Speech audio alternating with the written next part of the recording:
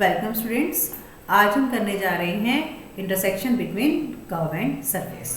तो let us consider, हमने एक कर्व लिया है और एक सरफेस लिया है। कर्व को हमने रिप्रेजेंट कैसे किया है? By x Y z, by point x Y z, where x Y z are the function of t. ये हमारी पैरामीट्रिक फॉर्म है एक्स वाई जेड की। And the surface is represented by f of x Y z equal to 0। जैसे यहाँ पर ये हमने बनाया है, ये एक सरफेस है और यहाँ पर ये कर्व ऐसे मूव कर रहा है। अब हमें अगर इनके कॉमन पॉइंट्स निकालने हैं, कर्व और सरफेस के बीच के कॉमन पॉइंट्स निकालने हैं, ये कह सकते हैं कि इन दोनों में इंटरसेक्शन किन पॉइंट्स पर होगी, उसको हम कैसे निकालेंगे? यहाँ से हम एक्स वाई जेड की वैल्यू सेकेंड सरफेस की इक्वेशन में पुट कर देंगे। तो ये हमारा जो फंक्शन है वो किसका बन जाएगा? ये जो function f of x Y z, ये फंक्शन बन जाएगा टी का। तो we have f of t equal to 0। तो यहाँ से जिसको सॉल्व करने के बाद जो भी आपको टी की वैल्यू मिलेगी, वो पॉइंट्स कौन से होंगे? वो होंगे सॉल्यूशन, यानी कि वो होंगे कर्व और सरफेस के बीच में पॉइंट ऑफ इंटरसेक्शन। अब यहाँ से जितनी वैल्यूज मिलेंगी, वो वैल्यूज वैल्यूज हैं अब जो रूट्स मिलेंगी, जो भी टी की रूट्स मिलेंगी, वो हमारे पास जो वैल्यूज वो 1 टाइम भी हो सकती है, 2 टाइम, यानी कि एक ही रूट सिंगल टाइम भी हो सकती है, एक ही रूट रिपीट भी कर सकती है, ट्वाइस, 3 बार 4 बार, इस तरह से। तो अब हम इन्हीं केसेस को डिस्कस करने वाले हैं। लेट अस सपोज इसको सॉल्व करने के बाद हमें मिला एक पॉइंट टी नोट, जो कि इक्वेशन 3 का सॉल्यूशन है। So we have f of t naught equal to 0। तो let us expand the Taylor series of f of t about the point, ठीक है, टी नोट। तो टी नोट के about हमने इसको एक्सपेंड करते हैं by Taylor series. Now f of t can be written as f of, हमने t naught ही इसमें ऐड कर लिया और टी नोट ही सबट्रैक्ट कर लिया। So this can be written as f of t naught plus, ये आ गया आपका h, f of t naught plus h, where h is equal to t minus t naught by, now by Taylor series ये क्या बन जाएगा? F of t naught plus h f dash t naught plus h square by factorial two f double dash t naught up to h raise to the power n by factorial n f n t naught and so on. अब t naught तो क्या है? T naught तो solution आया था, तो f of t naught equal to 0, क्योंकि वो हमारे एफ ऑफ टी की क्या है? 0 है। So this is equal to 0। तो ये बचेगा हमारा f of t. Now let us suppose, अब हम अपने अलग अलग केसेस डिस्कस करने वाले हैं। हमारा एफ ऑफ टी नोट तो 0 है। अब जो एफ डैश टी नोट है या F double dash t naught है, फर्स्ट डेरिवेटिव है, सेकंड डेरिवेटिव है, वो 0 हो भी सकते हैं और नहीं भी हो सकते। तो case 1, when f dash t naught not equal to 0। अगर एफ डैश टी नोट 0 के इक्वल नहीं है, तो हम कहते हैं कि जो टी नोट है वो एफ ऑफ टी की क्या है? सिंपल 0। एंड कर्व और सरफेस के बीच में जो कॉन्टेक्ट है वो 0 ऑर्डर का है। क्लियर? एक सिंपल एक पॉइंट पे वो इंटरसेक्ट कर रहे हैं और उनमें कुछ भी कॉमन नहीं है, तो उनके बीच में कौन सा ऑर्डर है? Contact of 0 order. अब एफ डैश टी नोट के जब नॉन 0 है, now when f dash t naught equal to 0, अगर ये डेरिवेटिव 0 हो जाए, अगर एफ डैश टी नोट 0 हो जाए, तो ये हमने अपने अलजेब्रा में किया भी है अभी, कि अगर हमारे पास किसी फंक्शन में कोई रूट 2 टाइम रिपीट होती है, तो वो फंक्शन वो रूट उसके डेरिवेटिव को भी सेटिस्फाई करती है। यानी कि एफ एक्स में अगर कोई रूट 2 टाइम एग्जिस्ट करेगी, तो उसके डेरिवेटिव में वो 1 टाइम रूट एग्जिस्ट करती है। अगर किसी फंक्शन में कोई रूट 3 टाइम एग्जिस्ट करती है, जैसे फॉर एग्जांपल किसी इक्वेशन की रूट 3 बार एग्जिस्ट कर गई, तो वही रूट उस फंक्शन के डेरिवेटिव में 2 टाइम आएगी। यानी कि एफ डैश एक्स में 3 रूट होंगी, एफ एक्स में दोबारा से रिपीट कर रही हूँ, अगर एफ एक्स में रूट है 3 रूट्स हैं, तीनों एक ही हैं, सेम है, तो एफ डैश एक्स में रूट होगी 3 और एफ डबल डैश एक्स में वो रूट होगी 1 टाइम 3 होगी।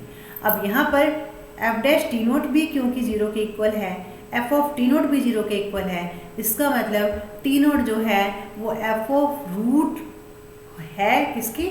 विद मल्टीप्लिसिटी 2, या ये कह सकते हैं कि वो उसमें 2 टाइम रूट एग्जिस्ट कर रही है।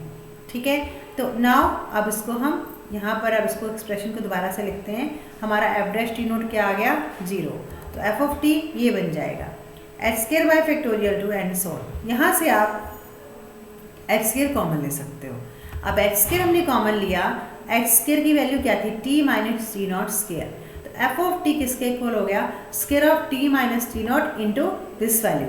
अब ये तो इसका एक फैक्टर बन गया, T minus square of T minus T not, ये तो फैक्टर बन गया एफ ऑफ टी का।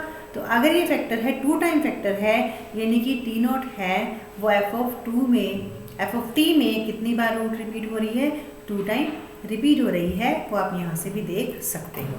तो हम क्या कहेंगे कि जो टी नोट है this is set to be the double zero of f of t, या फिर ये बोल सकते हैं कि कर्व और सरफेस के बीच में डबल पॉइंट कांटेक्ट है। डबल पॉइंट कांटेक्ट है यानी कि एक पॉइंट पर 2 बार कांटेक्ट हो रहा है। और इसको एक तरीके से और बोल सकते हैं कि this contact is of first order. This contact is of first order का कॉन्टेक्ट है। इसको आप यहाँ से देख सकते हो कि फंक्शन का जो डेरिवेटिव है वो 1 टाइम डेरिवेटिव फंक्शन का उस पॉइंट पर 0 है। तो फंक्शन का जो हमारे पास अगर हम ऑर्डर के अकॉर्डिंग करें तो क्या है फर्स्ट ऑर्डर कॉन्टेक्ट। क्लियर। इसी तरह से थर्ड केस क्या आ गया कि अगर सेकंड डेरिवेटिव भी 0 हो जाए, लेकिन ठीक है सेकंड डेरिवेटिव 0 है लेकिन उससे आगे वाले डेरिवेटिव 0 नहीं है। तो अगर सेकंड डेरिवेटिव तक वैल्यू 0 है तो सी और एस के बीच में जो कॉन्टेक्ट है वो कितने ऑर्डर का आएगा। इसमें अब मैं ऑर्डर की बात कर रही हूँ। ऑर्डर का मतलब डेरिवेटिव। सेकंड डेरिवेटिव तक वैल्यू 0 है तो सी और एस के बीच में यानी कि कर्व और सरफेस के बीच में कॉन्टेक्ट आएगा सेकंड ऑर्डर का। और कितने पॉइंट पर कॉन्टेक्ट होगा 3 पॉइंट कॉन्टेक्ट। ठीक है। तो अब इसी तरह से आप इसको एंड टाइम तक एक्सपेंड करके जर्नल इसको लिखना चाहे लिख सकते हो कि अगर हमारे पास nth डेरिवेटिव तक टी नॉट पर फंक्शन की वैल्यू 0 है तो कर्व और सरफेस के बीच में कितने पॉइंट पर कांटेक्ट आ रहा है n+1 पॉइंट तक कांटेक्ट आ रहा है। और ये कांटेक्ट हमारा कितने ऑर्डर का है nth डेरिवेटिव तक उस पॉइंट पर वैल्यू 0 है तो कांटेक्ट हुआ वो हुआ कांटेक्ट nth ऑर्डर का। अब अगर हम इसको ज्योमेट्रिकली देखें, ज्योमेट्रिकली 0th ऑर्डर का मतलब है कि उन दोनों के बीच में सिंपल इंटरसेक्शन है। कर्व और सरफेस एक सिंगल पॉइंट पर इंटरसेक्ट कर रहे हैं, उनके बीच में और कुछ भी कॉमन नहीं है। Contact of first order, contact of first order का मतलब फंक्शन की वैल्यू भी इस पॉइंट पर 0 है और फंक्शन के डेरिवेटिव की भी वैल्यू इस पॉइंट पर 0 है। इसका मतलब क्योंकि फंक्शन के डेरिवेटिव की वैल्यू भी इस पॉइंट पर 0 है, इसका मतलब कर्व और सरफेस दोनों के बीच का जो टेंजेंट हुआ, क्योंकि जो डेरिवेटिव है वो टेंजेंट को रिप्रेजेंट करता है, तो कर्व और सरफेस के बीच में जो टेंजेंट होगा वो कॉमन टेंजेंट होगा। क्योंकि ये टी नोट है फर्स्ट ऑर्डर का मतलब है वो रूट उसमें 2 टाइम रिपीट कर रही है, एक ही पॉइंट पर 2 टाइम कॉन्टेक्ट हो रहा है, तो curve and surface have common tangent. जैसे यहाँ पर ये हमने सरफेस लिया है और ये हमने कर्व ली है, तो यहाँ पर जो दोनों का जो टेंजेंट है इस पॉइंट पर दोनों इंटरसेक्ट कर रहे हैं और इस पॉइंट पर दोनों का जो टेंजेंट है वो सेम है। अब कॉन्टेक्ट अगर सेकंड ऑर्डर का लें, सेकंड ऑर्डर का मतलब सेकंड डेरिवेटिव तक वैल्यू 0 है, यानी कि कर्व और सरफेस के बीच में कितना पॉइंट कॉन्टेक्ट है 3 पॉइंट कॉन्टेक्ट है। इनका मतलब क्या है ज्योमेट्रिकली कि कर्व और सरफेसेस का जो कर्वेचर है वो सेम है। कर्व एंड सरफेस का इस पॉइंट पर कर्वेचर मतलब टेंजेंट भी सेम है, सिंपल एक पॉइंट तो है ही, उस पॉइंट पर वैल्यू 0 आ रही है, उस पॉइंट पर टेंजेंट भी सेम है और उस पॉइंट पर जो कर्वेचर है वो भी कॉमन है, वो सेम है।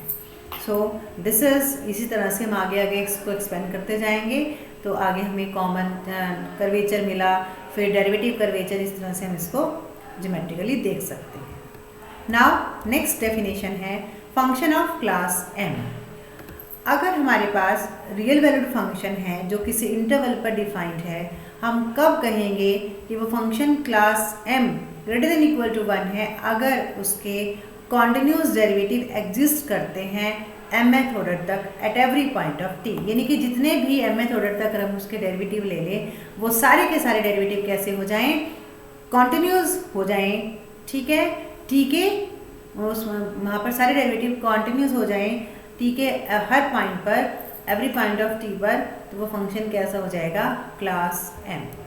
नेक्स्ट है ऑस्कुलेटिंग प्लेन, जिसको हम प्लेन ऑफ कर्वेचर भी बोलते हैं।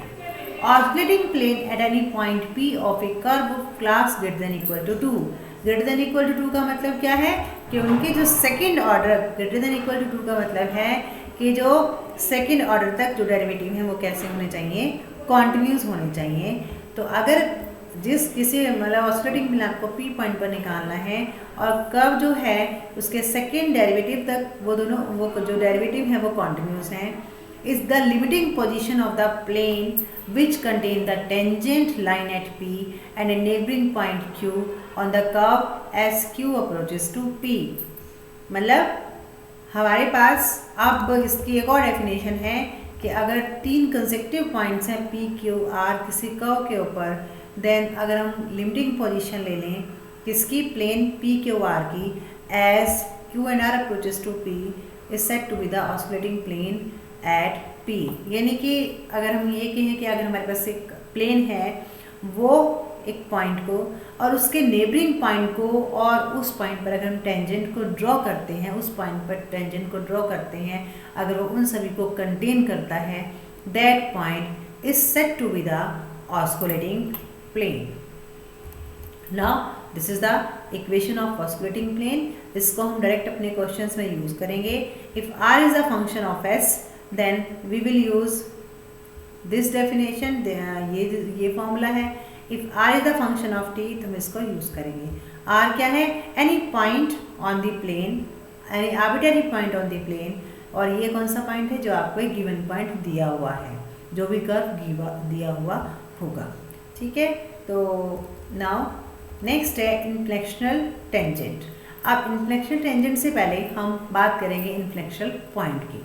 इन्फ्लेक्शनल पॉइंट का मतलब क्या है, ये आप अपनी प्रीवियस क्लासेस में पढ़ चुके हो, जहाँ पर कर्व अपनी जो नेचर है, जहाँ कर्व की नेचर चेंज होती है, उस पॉइंट को हम क्या बोलते हैं, इन्फ्लेक्शनल टेंजेंट। जैसे हमारे पास कोई है कर्व है, उसमें जो कन्केविटी है वो कन्वेक्सिटी या कन्वेक्सिटी कन्केविटी में चेंज हो रही है, तो वहाँ पर हम बोलते हैं कि वो जो पॉइंट है दैट इज़ अ इन्फ्लेक्शनल पॉइंट, ठीक है।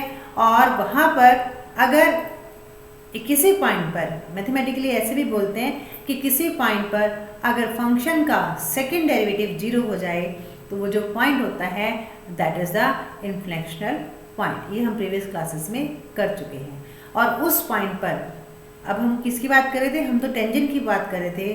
तो जिस पॉइंट पर सेकंड डेरिवेटिव, कर्व का सेकंड डेरिवेटिव 0 होगा, वो पॉइंट होगा इन्फ्लेक्शनल पॉइंट। और उस पॉइंट पर जब हम टेंजेंट ड्रॉ करेंगे that tangent is said to be inflectional tangent. तो हम इन्फ्लेक्शनल टेंजेंट की डेफिनेशन मैथमेटिकली क्या कह सकते हैं, a straight line is said to be inflectional tangent to the surface S if it has a second order point of contact with the surface at that point. अब second order का मतलब क्या है कि जो सेकेंड ऑर्डर तक के जो डेरिवेटिव हैं वो 0 हैं, यही हमने पहले भी पढ़ा है, तो यही हम यहाँ पर इस डेफिनेशन में लिख रहे हैं। Now analytic function. Analytic function का मतलब क्या होता है कि वो फंक्शन एनालिटिक फंक्शन होता है किसी इंटरवल के ऊपर, अगर उस फंक्शन को आप इनफाइनाइटली मैनी टाइम्स डेरिवेटिव अगर आप उसका ले सकते हो उस इंटरवल के हर पॉइंट पर, that function is said to be analytic function, ठीक है। अब जो ऑस्कुलेटिंग प्लेन है उसकी एक डेफिनेशन ये भी है, एक रिजल्ट है ये हमारे पास, कि जो ऑस्कुलेटिंग प्लेन है किसी पॉइंट पर, जनरली वो उस पॉइंट पर उसके कितने कॉन्टैक्ट होते हैं, 3 पॉइंट ऑफ कॉन्टैक्ट होते हैं, या ये कह सकते हैं अगर हम ऑर्डर की बात करें तो contact of second order with the curve at P, ठीक है। अब अगर कर्व कोई स्ट्रेट लाइन है तो उस केस में अगर कर्व एक स्ट्रेट लाइन है, जैसे मान लो ये कर्व है, ये एक स्ट्रेट लाइन है, तो इस केस में तो इसके हर पॉइंट पर जो टेंजेंट वेक्टर है वो सेम होगा, यानी कि टी कैप जो है वो सेम होगा, यानी कि जो आर डैश है, टी कैप का मतलब जो आर डैश है वो कांस्टेंट होगा और सारे के सारे डेरिवेटिव क्या होंगे, 0, यानी कि हायर डेरिवेटिव है आर के with respect to r greater than equal to r 0, ठीक है। लेकिन अगर कर्व एक स्ट्रेट लाइन नहीं है उस केस में ज़रूरी नहीं है कि हायर ऑर्डर जो डेरिवेटिव हैं वो आपके जीरो मिले, वो हमारे नॉन जीरो भी हो सकते हैं। Now let us do some questions. इसमें हमें क्या निकालनी है, इक्वेशन ऑफ ऑस्कुलेटिंग प्लेन निकालनी है at the point t on this curve helix. ये हमारे पास हेलिक्स की इक्वेशन है। So this is our x, this is y, this is z. ठीक है, किसका फंक्शन है, टी का। तो जो डेरिवेटिव है वो किस फॉर्म में हम शो करेंगे, डॉट के फॉर्म में।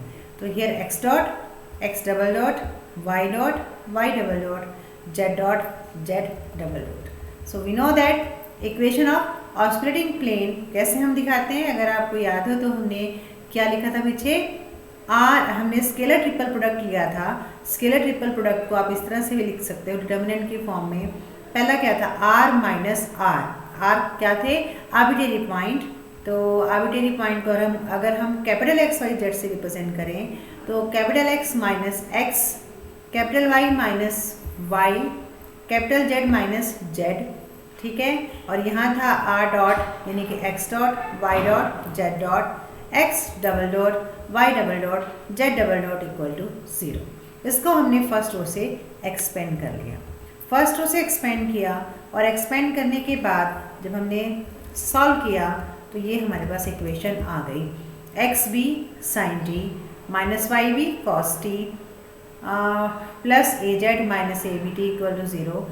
Now we can replace capital XYZ by small xyz. So this is the required equation of the osculating plane. Now the next question is, again we have another equation, a hyperbolic cos t plus a hyperbolic sin t plus dt k। तो ये हमारे पास x y z है। उसी तरह से हमने x dot t के function है, x dot y dot z dot निकाला, x double dot y double dot z dot निकाला, इक्वेशन ऑफ ऑस्कुलेटिंग प्लेन, और इसको हमने एक्सपेंड किया। एक्सपेंड करने के बाद सॉल्व किया तो ये हमें इक्वेशन मिल गई इस केस में, next equation of osculating plane. Now the next question is, अब हम कुछ क्वेश्चंस करने वाले हैं पॉइंट ऑफ कॉन्टेक्ट के लिए। This is the equation of curve x equal to t, y equal to t square, z equal to t cube. हमें ये बताना है कि ये जो कर्व है, इन कर्व का ये जो हमारे पास सरफेस दे रखी है पैराबोलॉइड की, x square plus z square equal to y, इसके साथ कितना पॉइंट ऑफ कांटेक्ट हो रहा है, 6 पॉइंट ऑफ कांटेक्ट है एट द ऑरिजिन। तो इसका मतलब this is the equation of curve जिसको हम सी से रिप्रेजेंट करते हैं generally, and this is the equation of surface x square plus z square minus y equal to 0, यानी कि f of x Y z equal to 0। Equation of curve, equation of surface. अब हमने यहाँ पर now from here at the origin में, यानी कि where x Y z equal to 0, so where x Y z equal to 0, t की value क्या मिलेगी, टी इक्वल टू 0। टी भी आपका क्या होगा, 0। या ये कह सकते हो कि जब टी आपका 0 है तो एक्स वाई जेड भी क्या है, 0 है।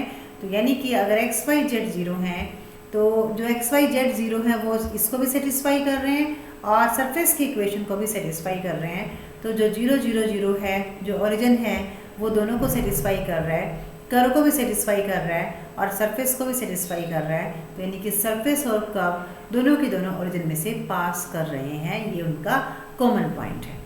ठीक है, अब हम निकालते हैं कि कितने पॉइंट्स पर जो सरफेस है और उसी का जो पॉइंट ऑफ कांटेक्ट निकालते हैं। उसके लिए हम क्या करेंगे, ये जो एक्स वाई जेड की वैल्यू है इन द पैरामीट्रिक फॉर्म है, जो कि टी की फॉर्म में है, उसको हम सरफेस की इक्वेशन में पुट कर देंगे।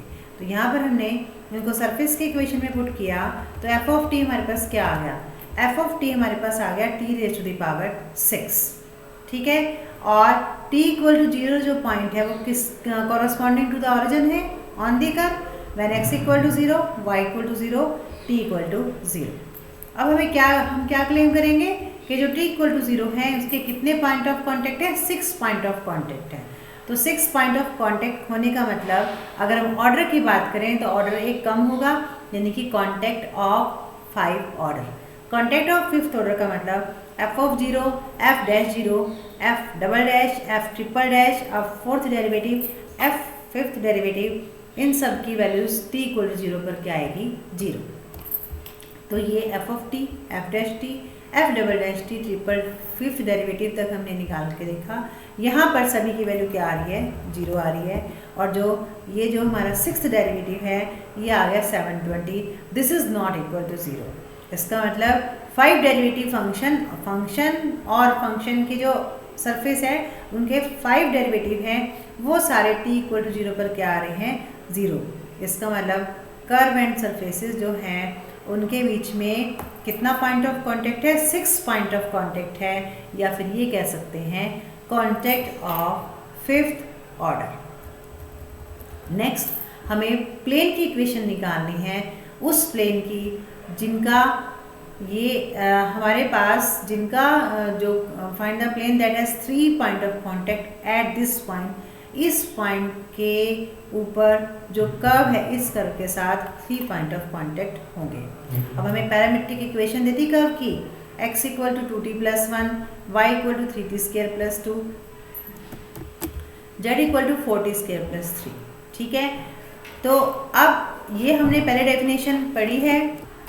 अब ये हम पहले कर चुके हैं। ऑस्कुलेटिंग प्लेन की हमने डेफिनेशन क्या की थी, एक तो हमने की थी नेबरिंग पॉइंट के लिए कि जिस प्लेन के अंदर पॉइंट उसका नेबरिंग पॉइंट और टेंजेंट एग्जिस्ट करता है वो प्लेन कौन सा होता है, ऑस्कुलेटिंग प्लेन। और दूसरा ऑस्कुलेटिंग प्लेन का कर्व के साथ कितना कांटेक्ट होता है, 3 पॉइंट कांटेक्ट होता है। यानी कि हम क्या निकालना चाहते हैं, हम यहाँ पर ऑस्कुलेटिंग प्लेन को निकाल सकते हैं। तो ऑस्कुलेटिंग प्लेन की निकालने के लिए हमें क्या चाहिएगा, इनके 2 टाइम डेरिवेटिव। तो हमने x dot x double dot y dot y double dot z double dot ये निकाल लिए। ठीक है, तो अब हमें जो किस पॉइंट पर निकालना है, एट द पॉइंट 357। तो at the point 357 osculating plane is x minus x, y minus y, z minus z, dx by dt, d2x by dt square, ये हमने लिख लिया। ये हमारा x है जो हमें कर्व की इक्वेशन दे रखी है, उसमें x पॉइंट ये है, ये y पॉइंट है, ये z पॉइंट है, और ये है उनके डेरिवेटिव। अब यहाँ पर अब हम क्या करेंगे, पॉइंट्स को हमने इन पॉइंट्स पर निकालनी है वैल्यू। अब ये जो वैल्यूज़ हैं ये किसकी वैल्यू हैं, ये हमारे पास x y z की वैल्यू है। तो और यहाँ पर क्या है t, तो हमें t निकालना पड़ेगा। तो इट मीन्स क्या दिया हमें, हम देख लेते हैं कि व्हेन x इक्वल टू 3 यानी कि 2t plus 1 equal to 3, t कितना आया 1। When 3t square plus 2 equal to 5, t square equal to 1। When 4t square plus 3 equal to 7, t square कितना आया 1। यानी कि t की वैल्यू कॉमन वैल्यू क्या आ रही है 1। तो इस पॉइंट पर जो t की वैल्यू आ रही है वो 1 आ रही है। तो हम अपनी जो इक्वेशन है ऑस्कुलेटिंग प्लेन की उसमें पुट कर देंगे t इक्वल टू 1 और फिर उसको एक्सपेंड कर लेंगे। तो वहाँ से हमें जो इक्वेशन मिलेगी that is the required equation या इक्वेशन ऑफ ऑस्कुलेटिंग प्लेन, या ये भी कह सकते हो कि वो प्लेन जिसका गिवन कर्व के साथ 3 पॉइंट कांटेक्ट है, ये वो प्लेन है। आप कैपिटल x y z को स्मॉल x y z में रिप्लेस कर सकते हो, क्योंकि ये तो जस्ट एक कर्व के ऊपर आर्बिट्रेरी पॉइंट को ही रिप्रेजेंट करता है। Now the next question is, हमें ये कर्व की इक्वेशन दे रखी है, हमें ऑस्कुलेटिंग प्लेन निकालना है eight any point on this curve. तो ये कर्व है, इसमें हमने दोनों डेरिवेटिव निकाल लिए। तो let capital x y z हमारे पास इस कर्व में किसी भी आर्बिट्रेरी पॉइंट को रिप्रेजेंट अगर करता है तो जिसको हम कैपिटल R से भी रिप्रेजेंट कर देते हैं। So equation of osculating plane ये हम बार बार कर चुके हैं। ठीक है, नाउ x क्या दिया हुआ है t, y क्या दे रखा है t स्क्वायर, z क्या दिया हुआ है t cube. This is our x dot y dot z dot x double dot y double dot z double dot. इसको हमने सॉल्व कर लिया। So this is the required equation. Next question है, हमें क्या दिया हुआ है, डिटरमाइन एच बी निकालना है सो दैट ये जो पैराबोलॉइड है may have the closed contact eight the origin with this curve. ये हमें कर्व दिया हुआ है, ठीक है, और ये हमें दे रखी है सरफेस की इक्वेशन। तो ये हमारे पास x है, ये y है, ये z है। अब पॉइंट किस पर निकालना है, अपने ओरिजिन पर। तो सबसे पहले तो हम देखेंगे कि ओरिजिन पर t की वैल्यू इस केस में क्या है, यानी कि when x equal to 0, y equal to 0, z equal to 0। When x equal to 0 यहाँ से आप निकाल सकते हो, यहाँ से आसानी से वैल्यू मिल जाएगी। y equal to 0, tq minus 1 equal to 0 means t equal to 1। ये यहाँ पर हमने z इक्वल टू 0 पुट किया तो यहाँ से भी आपको मिल गया t equal to 1। Similarly we can find here again t equal to 1, यानी कि 0 0 0 पॉइंट पर जो हमारा t है वो कितना आ रहा है 1। ठीक है, अब हमें ये दिया हुआ है surface 2z minus ax square minus 2hxy minus by square equal to 0। अब हमें कॉमन पॉइंट निकालने हैं, तो कॉमन पॉइंट निकालने के लिए हम क्या करते हैं, जो हमारी कर्व में जो पैरामीट्रिक फॉर्म में जो वैल्यूज पड़ी हैं एक्स वाई जेड की in the form of T, वो हम अपनी सरफेस के इक्वेशन में पुट कर देंगे। ठीक है, तो z क्या था T square minus 2t plus 1, x था T cube minus 2t square plus 1 और y था टी क्यूब माइनस 1। तो ये हमारा हुआ F of T, function of T हो गया क्योंकि यहाँ पे केवल t है। तो this is our F of T. अब हमने निकाला इसका first derivative, this is our first derivative. ठीक है, अब यहाँ पर अगर हम एफ ऑफ 1 निकालें तो एफ ऑफ 1 से ये टर्म 0 हो गई, ये टर्म 0 हो गई, ये टर्म 0 हो गई, ये टर्म 0 हो गई। एफ ऑफ 1 तो क्या है 0। एफ डैश 1 ये यहाँ पर चेक किया हुआ है, एफ डैश 1 भी क्या है 0। फिर हमने निकाला F double dash T second derivative, और सेकेंड डेरिवेटिव अब ओरिजिन पे एट टी इक्वल टू कितना आया था, t इक्वल टू 1 आया हुआ है। तो एट t इक्वल टू 1 फिर हमने निकाला सेकेंड डेरिवेटिव, तो ये था t इक्वल टू 1, तो यहाँ से क्या इक्वेशन आ गई 4 minus 2a plus 12h minus 18b equal to 0। तो ये 0 के इक्वल कब होगा, अगर फ्री पॉइंट ऑफ कॉन्टेक्ट होगा एट दी ओरिजिन, जहाँ पर t कितना है 1। ठीक है, तो हमें a h और b की वैल्यू निकालनी है, जितने मतलब हमें तो ए एच और बी की वैल्यू चाहिए, तो कितने, वो यही कहना चाह रहा है कि कितना पॉइंट ऑफ कांटेक्ट होगा जिससे हमें ए एच और बी की वैल्यू मिल जाए। तो यहाँ से हमें एक इक्वेशन मिल गई और हमारे पास अननोन कांस्टेंट कितने पड़े हैं 3, तो तीनों की वैल्यू निकालनी है। अगेन डिफरेंशिएबल, अगेन इसका डेरिवेटिव लिया, एफ ट्रिपल डैश टी आया और at t equal to 1 for 4 point contact f triple dash 1 equal to 0। यहाँ से हमें दूसरी इक्वेशन मिली। फिर हमने फिर इसका डेरिवेटिव लिया और फिर 5 पॉइंट कॉन्टैक्ट के लिए फिर पुट किया f fourth derivative at 1 equal to 0। तो ये हमारी तीसरी इक्वेशन आ गई। नाउ अब हमारे पास 3 इक्वेशंस हैं, इन तीनों इक्वेशंस को हम सॉल्व कर सकते हैं। तो इन तीनों इक्वेशन को सॉल्व करके हमें मिला a equal to 5/6, b equal to 5/14 54 और h मिला -1/18। ये हमें कहाँ तक मिला, फोर्थ, जब तक हमने 4 पॉइंट ऑफ कांटेक्ट लिए वहाँ से हमें a b c की वैल्यू मिल गई।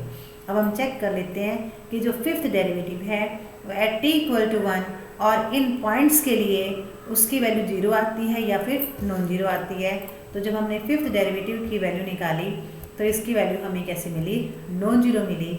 यानी कि यहाँ पर कैसा है, 5 पॉइंट कॉन्टेक्ट है कर्व और सरफेस के बीच में, ये भी कह सकते हैं कॉन्टेक्ट ऑफ फोर्थ ऑर्डर है इन वैल्यूज के लिए, क्योंकि फिफ्थ डेरिवेटिव कैसा आ गया, नॉन जीरो। नेक्स्ट क्वेश्चन है, हमें क्या दिया हुआ है, इफ द सर्कल, यानी कि ये जो हमें 2 सरफेसेस दे रखे हैं, यहाँ से हमें जो सर्कल मिलेगा, आप देख भी सकते हो ये एक प्लेन की इक्वेशन है। तो ये हमने एक प्लेन की इक्वेशन ड्रॉ करी, ये हमारे पास एक्स स्क्वायर, ये हमारे पास स्फीयर की इक्वेशन है, ये हमारा स्फीयर है। अगर हम इन दोनों की इंटरसेक्शन लें तो हमेशा हमें क्या मिलता है, सर्कल। तो हमें क्या प्रूव करना है कि यहाँ से जो हमें एक सर्कल मिलेगा उसका 3 पॉइंट कॉन्टेक्ट होगा at the origin with the paraboloid ax square plus by square equal to 2z। ठीक है, देन तब c की वैल्यू ये होगी, ये हमें प्रूव करना है। ठीक है, तो अब हमें CA हमने ले लिया, लेट सी बी यानी का इस पर अभी कोई पॉइंट ले लिया, क्लियर। और जो पॉइंट है उसको हम कैसे रिप्रेजेंट करेंगे, एक्स वाई जेड से, where x Y z are the function of t. ठीक है, अब ये हमारे पास क्या है, जो हमारे पास इक्वेशन है इक्वेशन हमें क्या दे दी, तो ये जो पॉइंट है, ये जो कॉमन पॉइंट है ना ये कर्व का, तो वो दोनों को सेटिस्फाई करेगा। तो अगर वो दोनों को सेटिस्फाई करेगा, प्लेन को भी सेटिस्फाई करेगा और इस गियर की इक्वेशन को भी सेटिस्फाई करेगा, तो यहाँ पर हम पुट कर देते हैं। तो ये इक्वेशन आपको हमें क्या मिलेगी, एक्स स्क्वायर, यहाँ से देख लो एक्स स्क्वायर जिसको जो कि टी का फंक्शन है, y square t plus z square t minus 2c z t equal to 0, और यहाँ से क्या मिलेगा, l x t m y t plus n z t equal to 0। ठीक है, ये दो इक्वेशंस हमारे पास हो गई। अब equation, now this is the equation of surface. तो अब हमें क्या निकालना है, पॉइंट ऑफ इनका इंटरसेक्शन। तो इंटरसेक्शन पॉइंट के लिए हम क्या करेंगे, जो हमारे पास इक्वेशन, जो हमारे पास जो पॉइंट है उसको हम एक्स वाई जेड की जो वैल्यूज है वो यहाँ पर पुट कर देंगे। तो पॉइंट क्या है हमारा, x t y t z t. तो by for the intersection of 1 and 2, for the intersection of 1 and 2 क्या बनेगा, a x square t plus b y square t plus 2 z t equal to 0। आप origin के ऊपर, origin का मतलब when x Y z equal to 0 0 0 क्या दिया हुआ है, जो कांटेक्ट है सर्कल का सरफेस के साथ वो कितना है, 3 पॉइंट कांटेक्ट है, यानी कि f of T, f dash T, F double dash T, ये तीनों क्या है 0। तो अब हमें निकालना है डेरिवेटिव। तो एफ डैश टी यहाँ पर क्या आएगा, 2a x into x dot plus 2b y into y dot plus 2z into plus 2z z dot equal to 0। This is the minus sign. ठीक है, तो और सेकेंड डेरिवेटिव इसका दोबारा से डेरिवेटिव ले लिया तो हमें ये इक्वेशन मिल गई। ठीक है, नाउ अब हमें x डॉट वाई डॉट इनकी वैल्यूज निकालनी है। तो अब हम ये जो हमारा फोर्थ है, क्या है fourth, l x plus m y plus n z equal to 0, इसको डिफ्रेंशिएट करेंगे, इसको हम डिफ्रेंशिएट करेंगे विद रिस्पेक्ट टू टी। तो क्या मिलेगा, l x dot plus m y dot plus n z dot equal to 0। Again हमारे पास जो थर्ड इक्वेशन है, ये है हमारी थर्ड इक्वेशन, इसको डिफ्रेंशिएट करेंगे तो क्या मिलेगा, 2x x dot plus 2y y dot plus 2z z dot minus 2c z dot equal to 0। अब ओरिजिन यानी कि ओरिजिन पॉइंट पर हम इसको चेक करते हैं। ओरिजिन पॉइंट पर यहाँ से क्या मिलेगा, x y z तो 0 है एट दी ओरिजिन, तो we have 2c z dot equal to 0, so we have z dot equal to 0, वो यहाँ पर पुट कर देते हैं। तो ये क्या आ जाएगा, ये मिलेगा हमें l x dot plus m y dot equal to 0। तो यहाँ से हमें क्या मिल गया, यहाँ से मिल गया x dot upon m equal to y dot by minus l, let's say this is equal to lambda. ठीक है, नाउ अब हम जो हमारी इक्वेशन 6 है, इस इक्वेशन को दोबारा से डिफ्रेंशिएट करते हैं विद रिस्पेक्ट टू टी। तो इसको जब हमने दोबारा से डिफ्रेंशिएट किया तो हमें ये इक्वेशन मिली, again at the origin, origin पर ये 0 हो जाएगा, ये 0 हो जाएगा, ये 0 हो जाएगा। So we have x dot square plus y dot square plus z dot square minus c z double dot equal to 0। So x dot square plus y dot square plus z dot square equal to c z double dot. अब z dot तो हमारे ऊपर क्या आया हुआ था, 0 आया हुआ था, तो हमारे पास मिल गया x dot square plus y dot square equal to c z double dot. ठीक है, अगेन फ्रॉम दिस इक्वेशन, इसको अगर हम ओरिजिन पर निकालें तो ये क्या मिलेगा हमें, by double star we have x dot square plus y dot square 2x dot square plus 2b y dot square minus 2z double dot equal to 0। तो यहाँ से आपको क्या मिलेगा, z double dot.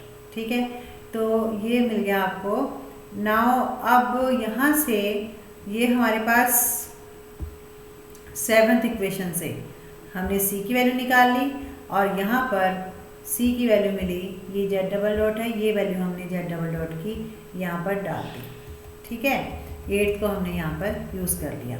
X dot square और Y dot square ये हमने पहले निकाले हुए हैं, तो x dot square, x dot और वाई डॉट ये हमने निकाले हुए हैं, एक्स डॉट वाई डॉट ये हमने निकाले हुए हैं। तो ये वैल्यू हम यहाँ पर डाल देते हैं, तो ये हमें इक्वेशन मिल गई C equal to l square m square upon a m square plus b l square. ये हमें प्रूव करना था। नेक्स्ट क्वेश्चन है, हमें x1 y1 z1 पॉइंट पर इन्फ्लेक्शनल टेंजेंट निकालना है on the surface y square z minus 4ax equal to 0। Now this is the equation of the surface. Now अब हमें पता है कि इन्फ्लेक्शनल टेंजेंट पर क्या होता है। इन्फ्लेक्शनल टेंजेंट पर जो सेकंड डेरिवेटिव है वो, ये हमने डेफिनेशन पढ़ी है कि जो सेकंड डेरिवेटिव है वो 0 है। सेकंड डेरिवेटिव जिस पॉइंट पर 0 होगा वहाँ पर हमें मिलेगा इन्फ्लेक्शनल टेंजेंट। और अगर सेकंड डेरिवेटिव 0 है, इसका मतलब जो कर्व है वो सरफेस के से कितने पॉइंट पर मीट करेगा, 3 पॉइंट पर कॉन्टेक्ट करेगा।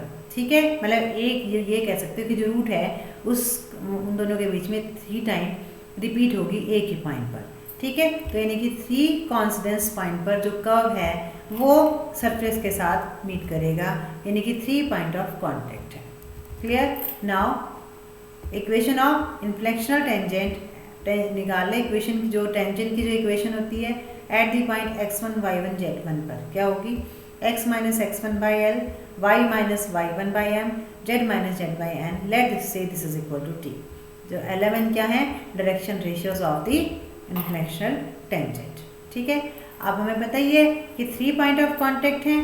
तो पहले तो यहाँ से हम इस टेंजेंट के ऊपर पॉइंट्स निकाल लेते हैं, जनरल पॉइंट है वो कैसे होंगे।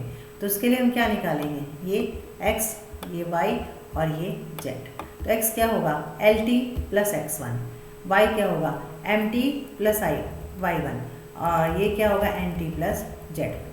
ठीक है, क्योंकि हमें इंटरसेक्शन पॉइंट निकालना है, तो जो हमारी सरफेस की इक्वेशन जीती हुई है उसमें हम ये पॉइंट पुट कर देंगे। तो ये हमने पॉइंट पुट कर दिए। Now at the point x1 y1 z1 देखते हैं x1 y1 z1 पर t की वैल्यू क्या आती है। अब x क्या है, x कितना आया है LT प्लस x1। तो when x equal to x1 तो क्या मिल गया यहाँ से, x1 cancel, LT equal to 0। तो L तो 0 नहीं हो सकता, इसका मतलब T equal to 0। So at the point x1 y1 z1 we have T equal to 0। ठीक है, अब हमारे पास कितने पॉइंट ऑफ कॉन्टेक्ट हैं, 3 पॉइंट ऑफ कॉन्टेक्ट हैं, यानी कि F0, F dash 0, F double dash 0, ये तीनों कैसे होंगे 0। तो ये हमारा एफ ऑफ टी है। यहाँ से हमने दोनों डेरिवेटिव निकाल लिए और दोनों डेरिवेटिव निकालने के बाद क्योंकि 3 पॉइंट कॉन्टेक्ट हैं तो ये तीनों जो f t, f dash t और f double dash t, t equal to 0 पर 0 आएगी, तो वो हमने यहाँ पर 0 डाल दी। तो हमें ये 3 इक्वेशंस मिल गई। ठीक है, अब हमें यहाँ से सॉल्व करना है, यानी कि हमने यहाँ पर इक्वेशन स्टार्टिंग में ही लिख दी थी, हमें वहाँ पर LMN की वैल्यू निकालनी है। तो अगर हम 6 इक्वेशन को सॉल्व करते हैं तो यहाँ से क्या आ गया, m equal to 0, we have m equal to 0 और 2ny1 plus mz1 equal to 0। तो अगर m इक्वल टू 0 आया तो उसको अगर हम 5th इक्वेशन में पुट करेंगे तो ये मिला हमें ny1 square equal to 4al। तो यहाँ से हमें l और n की जो रेशियो है वो पता चल गई, l upon y1 square n by 4a। ठीक है, तो हमें क्या मिल गया, l upon y1 square m by 0 n by 4a, यानी कि जो डायरेक्शन कोसाइंस हैं टेंजेंट लाइन के वो किसके प्रोपोर्शनल हैं, y1 स्क्वायर के, 0 के, 4a के। अब आते हैं इधर सेकेंड में, we have 2ny1 plus mz1 equal to 0। So from here we can find m and n। So m and n equal mn, ये क्या आ गया, m upon 2y1 equal to n by minus z1। Let say this is equal to lambda. तो हमें m और n की value मिल गई। ये वैल्यू हमने 5th में पुट कर दी। तो 5th में पुट करने के बाद हमें क्या मिला, 4al equal to 4 lambda y1 square z। यहाँ पर हमने 5th में पुट करी है, तो ये हमें इक्वेशन मिल गई। ठीक है, अभी हम ये तो यहाँ से तो हमने ये इसकी इक्वेशन लिखी है, कि जब हमें डायरेक्शन कोसाइंस की प्रोपोर्शनलिटी पता चल गई तो इक्वेशन क्या बनेगी, इनके corresponding x minus x one upon y one square, y minus y one upon zero, z minus z one upon 4a। एक आंसर तो ये आ गया। अब सेकंड के लिए इसको हम सॉल्व कर रहे हैं, तो कितना आ गया 4al equal to 4 lambda y one square z one minus lambda y one square z one, तो ये आ गया 3 lambda y one square z one, और बाई वन से y one square z one किसके इक्वल है 4ax1। तो यहाँ से हमें क्या मिल गया l upon 3x1 this is equal to lambda. ठीक है, तो l upon 3x1 equal to lambda. m और n के लिए हमें ऑलरेडी पता ही था, तो इनको कंबाइन करके हम क्या लिखेंगे l upon 3x1 equal to m upon 2y1 equal to n upon minus z1। तो यहाँ से हमें डायरेक्शन कोसाइंस मिल गए सेकेंड इन्फ्लेक्शनल टेंजेंट के, जो कि किसके प्रोपोर्शनल हैं 3x1 के 2y1 के माइनस z1 के। तो वहाँ अपनी जो इक्वेशन जो हमें सेकेंड इन्फ्लेक्शनल टेंजेंट मिलेगा वो क्या मिलेगा, x minus x1 by 3x1 equal to y minus y one upon 2y1 equal to z minus z1 upon minus z1। ठीक है, तो अब हमारे यहाँ पर ये एक्सरसाइज कंप्लीट हो गई। नेक्स्ट वीडियो में हम अपनी क्वेश्चंस के साथ साथ इसके नेक्स्ट टॉपिक को स्टडी करेंगे। Thank you.